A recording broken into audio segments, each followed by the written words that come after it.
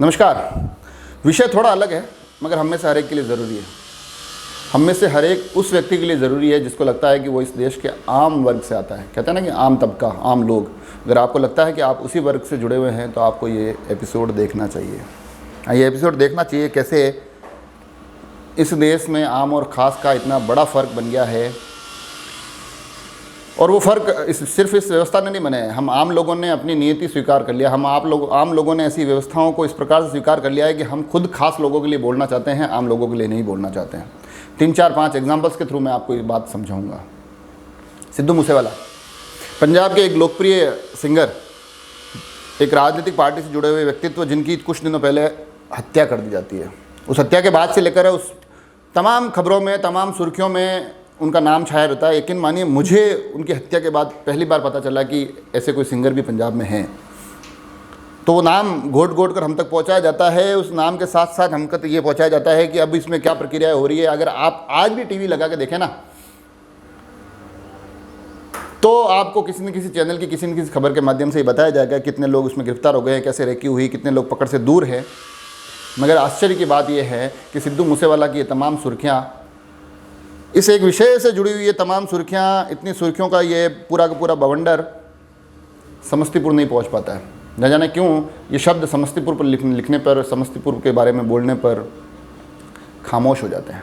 अब आप कहेंगे समस्तीपुर में क्या हुआ? तो समस्तीपुर में एक परिवार के 5 लोग, जिसमें कि महिलाएं भी हैं, बच्चे भी हैं, उस परिवार का मुखिया भी हैं, मृत पाए गए हैं, फंदे से लटके हुए पाए गए हैं।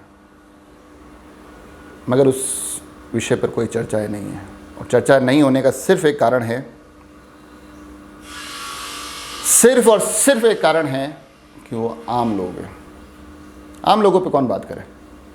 हम आम लोगों ने खुद अपने आप को ये स्वीकार कर लिया है कि हम तो खुद खास लोगों के लिए बोलने के लिए बने हुए हैं, हम खास लोगों के विषय पर चर्चा करने के लिए बने हैं। हमें खुद को आम लोगों से जुड़ी हुई बातें नहीं करनी है।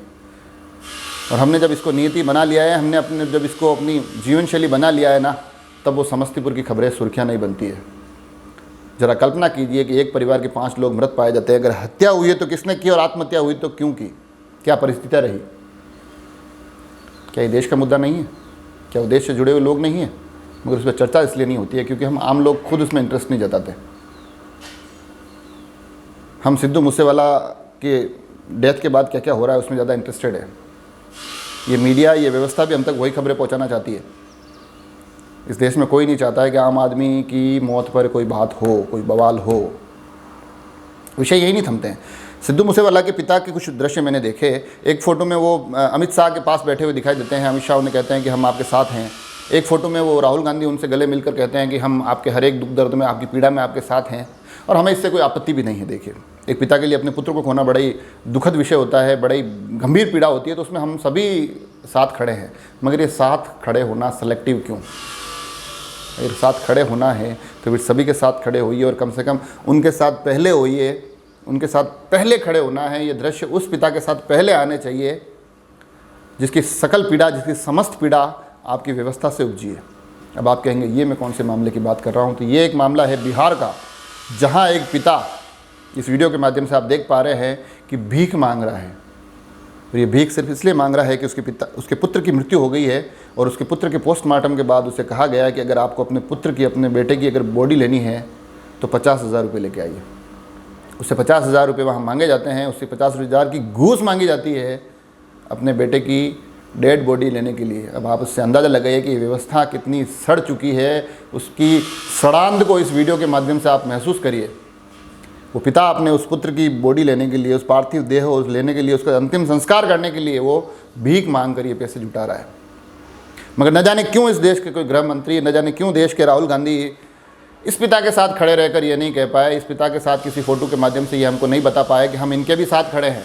और इनके साथ इसलिए ज़्यादा खड़े रहना ज़रूरी है क्योंकि ये जो आज भीख मांग रहा है, ये जो इस व्यवस्था का शिकार बना है, ये आपका फेलियर है, आप दोनों का फेलियर है, आपकी संपूर्ण व्यवस्था का सामूहिक फेलियर है।